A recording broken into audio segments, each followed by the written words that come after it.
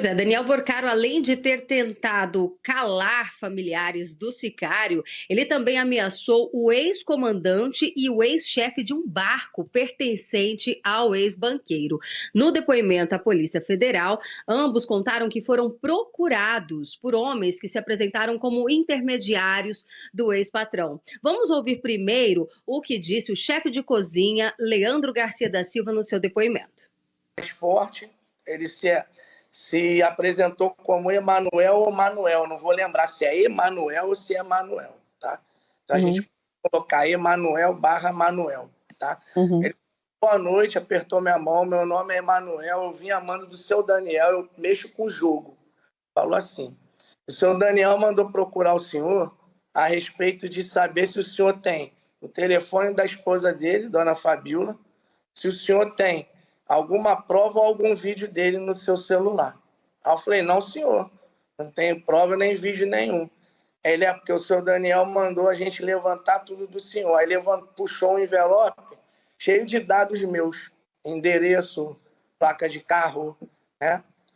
E falou assim, isso quem estava com ele do lado era o sicário, que ele não falou nada comigo, só esse Emanuel que tratou comigo. E o sicário ficou do lado, sentado, muito bem vestido, com um boné de aba reta, aqueles casacos bobojaco, cordão de ouro, sabe? Ele não falou nada. Quando começou essa situação de banco master, que falou de sicário, pela foto dele que eu vi na TV, eu falei, caraca, foi ele que foi lá. Já o comandante da embarcação que Vorcaro usava para dar festas no litoral de Angra dos Reis, Luiz Wojciechowski, ele contou que recebeu uma ligação de um possível emissário do ex-banqueiro. Vamos ver. Aqui é o Manuel, tal, sou amigo do Daniel Vorcaro, tal, que é empresário. Você conhece? Falei, sim, conheço. O que eu posso ajudar? Então eu comecei a ficar meio ressabiado em relação a isso. Ah, cara, o que você tem contra o Daniel? Tô sabendo que você tem umas imagens dele, que você tem. Eu falei, cara, não tem nada. O meu tratamento com ele é de cunho profissional, e me desculpa. E aí ele começou a falar, eu sou empresário, também como o Daniel, só que eu não sou um empresário formal, ele usou bem isso. Sou empresário, eu mexo com o jogo do bicho, cara.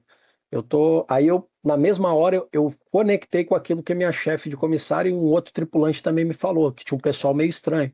Aí eu já comecei a perceber a seriedade, né? Aí ele falou, olha, eu poderia chegar aqui na tua casa com as armas, não sei o quê, eu sei que tua mulher, teus filhos estão aqui, só que eu sou um homem de negócio, eu gosto de ouvir as pessoas, saber se as pessoas realmente são aquilo que estão falando. Eu falei, olha, cara, eu não tenho nada para tratar com você a respeito disso, meu tratamento é operacional com a empresa. Pois é, e em seguida o comandante explicou que apenas registrava imagens para encaminhar um relatório para a empresa sobre o uso inapropriado do barco por passageiros que quebravam taças de cristal e também danificavam a embarcação. Em relação ao Daniel, se foi ele que te mandou, pode ficar tranquilo que as imagens são de cunho operacionais, está de posse da empresa, a empresa sabe disso, que eu relatei para o advogado da empresa e a diretora de operações, está acontecendo isso aqui, gente quebrando taça, e a empresa me cobrava muito. Taça de R$1.000, taça não sei de quanto, risco na piscina, em acrílicos, bater o jet ski, manda para arrumar. Então, eu comecei a fotografar, porque às vezes o que acontecia? Eu relatava isso de forma, né, não só escrita no diário de bordo, mas verbal para a empresa não levava em consideração, achando que a gente, que era o tripulante, que era descuidado, que a tripulação estava tomando cuidado. Então, eu resolvi, na hora de fazer um relatório, como eu até comentei com os outros delegados, que eu tenho isso até, né, de estar a bordo da embarcação, né, que está lá relatado, formalizado. E aí ele começou a esboçar para mim, de forma intimidatória, que ele sabia muito da minha vida, que ele sabia o que eu tinha sido, com quem assim eu conhecia, que tinha me visto no centro de Angra, que sabia da minha rotina, o horário que eu chegava para trabalhar, que minha mulher estava lá, que não sei o quê, que eu tinha sido agente prisional em Goiás, aí que eu, falei, Goiás. E de fundo, na hora que ele fala isso, que eu falo para ele assim, falei, irmão, desculpa, cara, mas estão te vendendo peixe podre. Guta Pini, quero ouvir você naquele primeiro trecho que nós exibimos agora há pouco. O ex-chefe de cozinha de casa lá do Daniel Vorcaro falou para a PF, além de ter sido ameaçado depois de deixar o emprego, ele contou que tinham muito medo por lá de que eles tirassem fotos. Fotos, seja no ambiente ali do bar, da embarcação também, que o Daniel Vorcaro alugava para realizar as suas festas, ou em qualquer outro ambiente. Não queria que houvesse nenhum tipo de registro. É dessa máfia que nós estamos falando e que o ministro Gilmar Mendes não vislumbrou motivos para manter essas pessoas no cárcere. E, pelo contrário, ficou ali encontrando justificativas para que fossem impostas apenas medidas cautelares menos intensas para resguardar os direitos e garantias fundamentais dessas pessoas. Vejam só do que nós estamos tratando. Esses personagens aí, cozinheiro, o que estava ali no barco, enfim, essas pessoas sendo ameaçadas, claramente ameaçadas, tendo as suas famílias ameaçadas de morte.